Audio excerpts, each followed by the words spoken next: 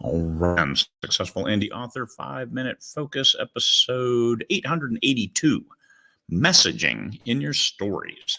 We hide all of those messages in our stories, but sometimes we're a little more blunt than at other times. And if you're blunt, and if you're up on a soapbox and you're shouting at the reader, you're not going to find great readership. You want to make it subtle. The more subtle you can make it, a whisper in somebody's ear, as opposed to pounding them in the face with your message, and it's in there. It doesn't even have anything to do with your main storyline. Subtle, the whisper. Those are what are going to resonate the best with the readership, because they'll think about your story long after they've read it. That brings them back to it, to read it again. And read a book is where that's your recidivism rate. That's where your readers are enamored of your style, of how you work that message in, of how you told the story.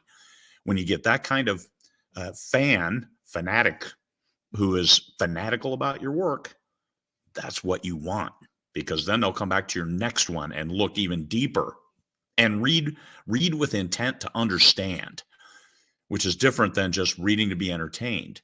Now, if they're reading to be entertained because you entertain them, but you also slip that message in, then you win. You look back at Star Trek from the 60s, the original Star Trek. It was extremely progressive at the time. You looked at all of the different things they had going on and the menagerie of characters, and it was great. And that was the way to address it, because they didn't address it. They just put it on the screen, and nobody got up on a soapbox and pounded on you that, hey, look at this, look at us, look what we're doing. No, about their missions. They tried to keep the Federation safe for all the explorers out there. 5-year mission to explore. And all of these characters doing this thing.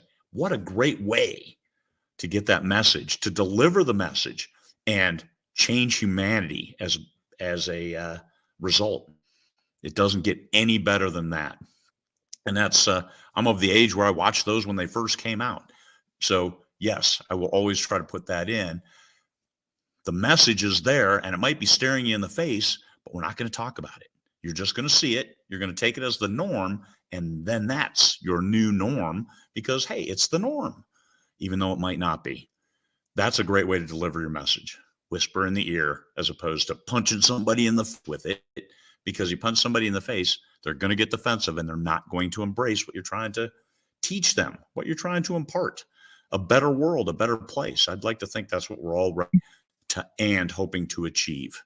In any case, you can see over my right shoulder here, that is a great box. I'm not going to throw it away, because it's a great box. I'm going to put it in my garage someplace, and it's going to stay there. I'm probably never going to use it, but man, is that a great box. Peace, fellow humans.